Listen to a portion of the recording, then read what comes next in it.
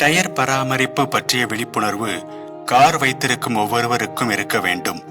Wheel alignment, wheel balancing, tyre rotation போன்ற அம்சங்களை முக்கியத்துவம் கொடுத்து கவனிக்க வேண்டும். திறமை வாய்ந்த ஒரு டயர் எக்ஸ்பர்ட்டால் ஒரு காரின் டயரை பார்த்தே அந்த காரின் சஸ்பென்ஷன் சிஸ்டம் எப்படி இருக்கிறது என்பதை சொல்ல முடியும்.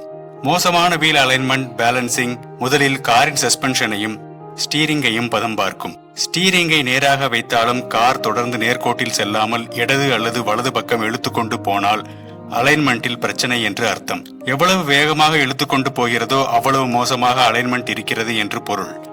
உங்கள் காரில் இப்படி இருந்தால் மேனுவலில் இருக்கும் டோ, கேம்பர், காஸ்டர் வால்யூக்களுக்கு ஏற்றபடி முதலில் வீல் அலைன்மெண்ட் செய்து விடுவது நல்லது. இரண்டாவது, வீல் பேலன்சிங்.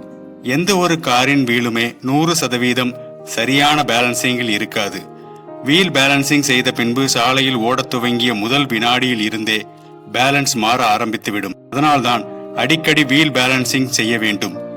காரின் வீல் பேலன்ஸ் செய்தே ஆக வேண்டும் என்பதற்கான அறிகுறி சீரான டயர் உராய்தல் இல்லாததும், ஏதாவது ஒரு குறிப்பிட்ட வேகத்தில் ஒரு டயரில் இருந்து அதிர்வுகள் எழுவதும் தான். இது தொடர்ந்தால் வீல் பேரிங்கை பாதிக்கும். அதனால் அலைன்மெண்ட் செய்யும் போதே வீல் பேலன்சிங்கும் செய்து விடுவது நல்லது. மூன்றாவது, டயர் ரொட்டேஷன். காரின் 5 டயர்களும் ஸ்டெப்னி உட்பட சமமான அளவில் தேய்மானம் அடைய வேண்டும் என்பதற்காக செய்யப்படுவது. Front wheel drive, rear wheel drive மற்றும் 4 வீல் டிரைவ் கார்களுக்கு ஏற்ப ரொட்டேஷன் முறை மாறுபடும். காரில் புது டயர்களை பொருத்தினால் குறைந்தது 500 கிலோமீட்டர் வரை காரை மிக வேகமாக ஓட்ட வேண்டாம். அப்போதுதான் புதிய டயர்கள் சாலையில் தேய்ந்து செட்டாகி நல்ல கிரிப் கிடைக்கும். டயர் பாலிஷ் பற்றி நாம் கேள்விப்பட்டிருப்போம். இதை வைத்து பாலிஷ் செய்தால் பழைய டயர்கள் கூட பளபளவென்று புதிய டயர்களைப் போல காட்சியளிக்கும்.